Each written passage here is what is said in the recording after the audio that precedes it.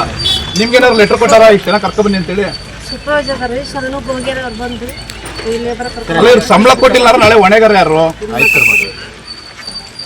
Hello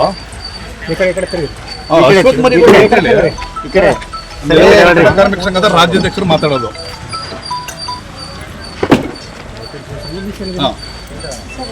ಅಲ್ಲ ಇಲ್ಲಿ ಸ್ಥಳಕ್ಕೆ ನಾನು ಬಂದಿದ್ದೀನಿ, ಸುಮ್ಮನೆ ಹಾಗೆ ನೋಡೋಣ ಅಂತ ಬಂದಿದ್ದೀನಿ. ನಮ್ಮ ಸುದ್ದಿವಾಹಿನಿಲೆಲ್ಲ ಪ್ರಸಾರ ಆಗಿತ್ತು.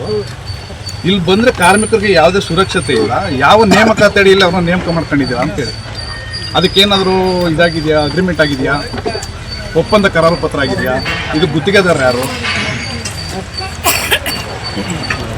ನೇರವಾಗಿ ಏನು ನೇಮಕಾತಿ ಹೆಂಗೆ ನಮ್ಮ ಕಾರ್ಮಿಕರಿಗೆ ಸಂಬಳ ಕೊಟ್ಟಿಲ್ಲ ಅಂತ ಯಾರನ್ನು ಕೇಳ್ಬೇಕು ನಾವು?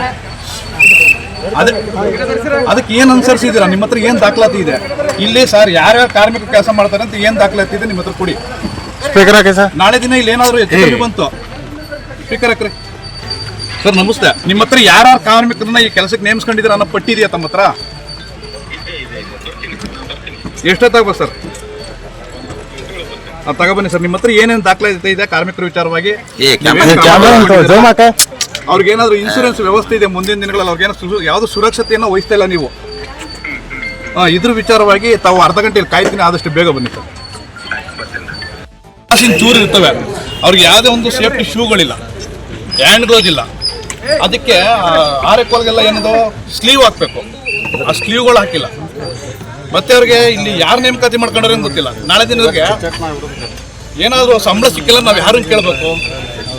ಇವ್ರ ಪಾಡಿಗೆ ಬರ್ತಾರೆ, ಅಗಿಸ್ಕೊಂತಾರೆ. ಅವ್ರು ನಾಳೆ ದಿನ ಸಂಬಳ ಸಿಕ್ಕಿಲ್ಲ ಅವ್ರು ಎಲ್ಲೋಗಿ ಕೇಳಬೇಕು? ಇದಕ್ಕೆ ಗುತ್ತಿಗೆದಾರ ಯಾರು, ಮೇಸ್ತ್ರಿ ಯಾರು? ಆ ಗುತ್ತಿಗೆದಾರಿಗೆ ಏನಾದರೂ ಟೆಂಡರ್ ಆಗಿದೆಯಾ? ಇಷ್ಟು ಜನ ಕಾರ್ಮಿಕರು ನಾವು ಇಷ್ಟು ಒಂದು ದಿನಕ್ಕೆ ಇಷ್ಟು ಪಾವತಿ ಮಾಡ್ತೀವಿ, ಈ ಸಮಯದಿಂದ ಈ ಸಮಯಕ್ಕೆ ಮಾಡಬೇಕು, ನಮ್ಗೆ ಇಷ್ಟು ಜನ ಕಾರ್ಮಿಕರಿಗೆ ಕೆಲಸಕ್ಕೆ ಬೇಕಾಗಿದೆ ಅಂತ ಏನಾದರೂ ನೇಮಕಾತಿ ಮಾಡ್ಕೊಂಡವ್ರ? ಒಂದು ಅಗ್ರಿಮೆಂಟ್ ಏನಾದರೂ ಆಗಿದೆಯಾ? ಅಶ್ವಥ್ ಮರಿಗೌಡ ಅಂತೇಳಿ ನೆರವು ಕಟ್ಟಡ ಮತ್ತು ಅಸಂಘಟಿತ ಕಾರ್ಮಿಕರ ಸಂಘ ಬೆಂಗಳೂರಿನ ಸಂಸ್ಥಾಪಕ ರಾಜ್ಯಾಧ್ಯಕ್ಷರು.